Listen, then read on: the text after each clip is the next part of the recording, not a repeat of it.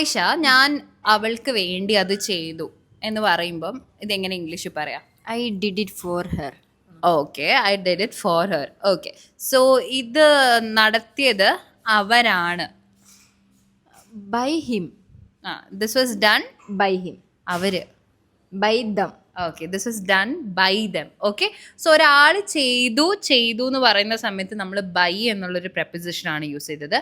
ആർക്ക് വേണ്ടി ചെയ്തു എന്ന് യൂസ് ചെയ്യുന്ന സമയത്ത് അവിടെ യൂസ് ചെയ്ത preposition എന്താണ്? For. ഫോർ ആണ്. ഇതാണ് ബൈയും ഫോറും തമ്മിലുള്ള വ്യത്യാസം. എവിടെ യൂസ് ചെയ്യണം നിങ്ങൾക്ക് മനസ്സിലായില്ലേ? ഒരാൾക്ക് വേണ്ടി ചെയ്തു എന്ന് പറയുന്ന സമയത്താണ് ഫോർ ദാറ്റ് പേഴ്സൺ എന്ന് പറയുന്നത്. അല്ലെങ്കിൽ ഒരു സാധനമാണെങ്കിൽ for that thing. Okay, by എന്നുള്ളത് അതുവശാൽ നമ്മൾ എന്തെങ്കിലും ചെയ്തിട്ടുണ്ടെങ്കിൽ then you use the word by. So കുറച്ച് ക്വസ്റ്റ്യൻസ് ഞാൻ ചോദിക്കാം. ഓക്കെ, സോ ഫസ്റ്റ് ക്വസ്റ്റ്യൻ, ഈ പാട്ട് അവളാണ് പാടിയത്.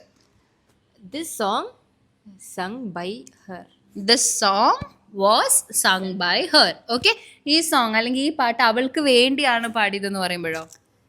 This song was sung was sung for her. Okay, the song was sung for her എന്നാണ് വരിക. ഓക്കെ, ഈ കഥ ടീച്ചർ എഴുതിയതാണ്.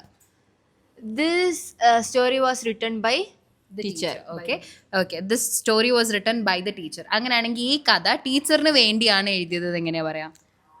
This story was written for the teacher. For the teacher, ടീച്ചറിന് വേണ്ടിയാണ്. ഓക്കെ, അങ്ങനെയാണെങ്കിൽ ഈ പെയിൻറ്റിങ് അല്ലെങ്കിൽ ഈ ഒരു പിക്ചർ പെയിൻറ്റ് ചെയ്തത് എൻ്റെ ഫ്രണ്ടാണ്. ഇത് ബൈ എന്നുള്ളൊരു വേർഡ് യൂസ് ചെയ്തുകൊണ്ട് സെൻറ്റൻസ് എങ്ങനെയാണ് ഫോം ചെയ്യാന്നുള്ളത് നിങ്ങളാണോ? അതെ, നിങ്ങൾ കോമെന്റ് ചെയ്യും. അപ്പം ശരി, ബൈ.